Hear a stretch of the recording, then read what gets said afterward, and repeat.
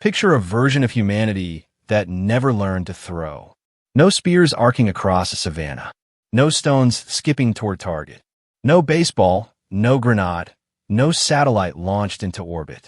Just one small anatomical difference, multiplied across millions of years, until an entire species turns out fundamentally different from the one you know. Here's the strange part.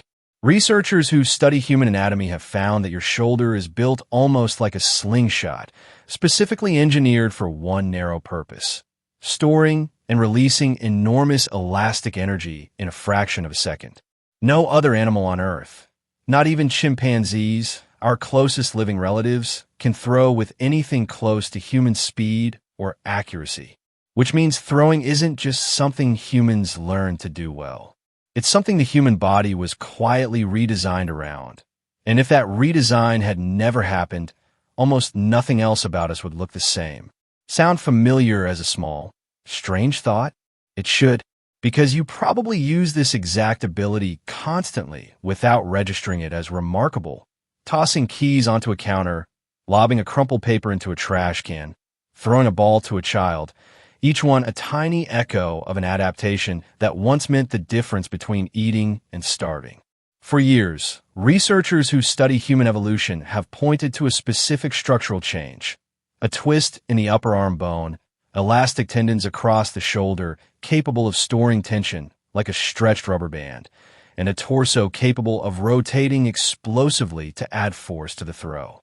Together, these features let a human throw a projectile hard enough and accurately enough to bring down animals many times their own size and strength from a distance, without ever needing to get close enough to be gored, bitten, or trampled. Here's the mechanism worth understanding and worth removing for a moment. Take away accurate throwing, and hunting large, dangerous animals becomes a dramatically different, dramatically riskier proposition. Without a reliable way to strike from a distance, early humans would have needed to rely far more heavily on close-range tools, group ambush tactics, or scavenging from other predators' kills, none of which offer anything close to the efficiency or safety of hitting a target hard from 30 feet away. Which means a world without throwing is very plausibly a world with a much smaller, much later shift toward regular meat consumption. And that matters enormously, because researchers who study brain evolution have long pointed to increased access to calorie-dense food, particularly meat, as one of the key pressures that allowed human brain size to expand as dramatically as it did.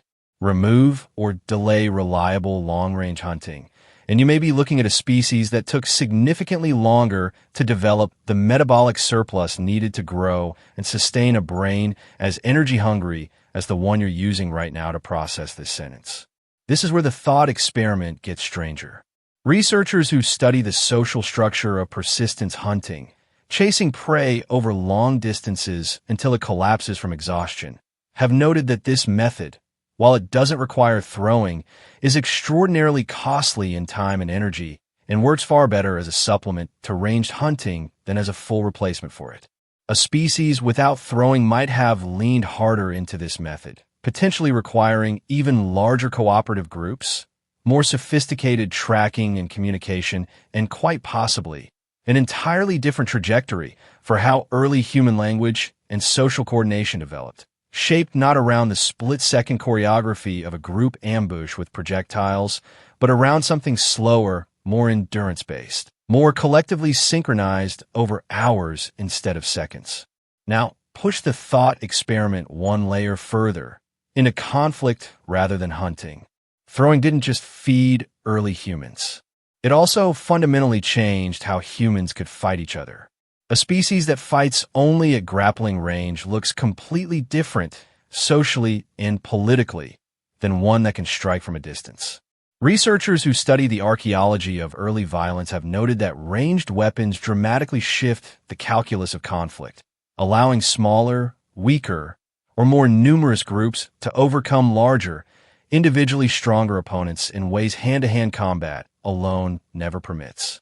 Remove throwing, and the entire evolutionary logic of who wins conflicts, who survives them, and which traits get selected for across generations, shifts substantially toward raw physical size and strength rather than accuracy, coordination, and tool use, which raises an unsettling possibility.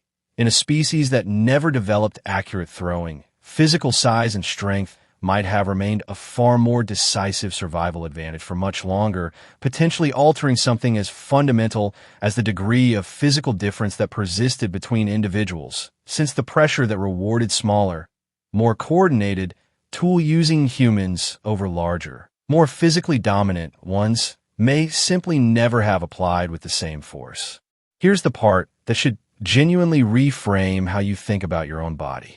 If a single anatomical shift, arguably one of the more understated adaptations in human evolutionary history, compared to flashier developments like bipedalism or brain size, quietly reorganized diet, brain growth, social cooperation, conflict dynamics, and possibly even the physical variation between individuals, then an enormous amount of what makes humans distinctly human might trace back to something almost embarrassingly mundane: the ability to accurately hit a target from a distance with a rock.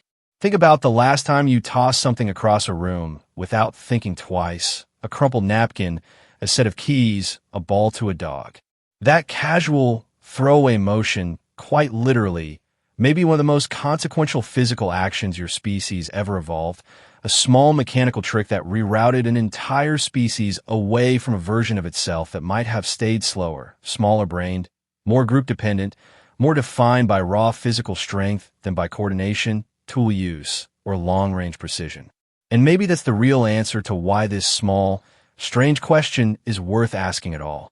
Not because that other version of humanity actually exists somewhere, but because imagining it clearly enough shows you just how much of what feels permanent and inevitable about being human, your brain, your social instincts, even the physical differences you take for granted, may have been quietly decided by something as small and specific as a shoulder that learned, one throw at a time, exactly how to let go.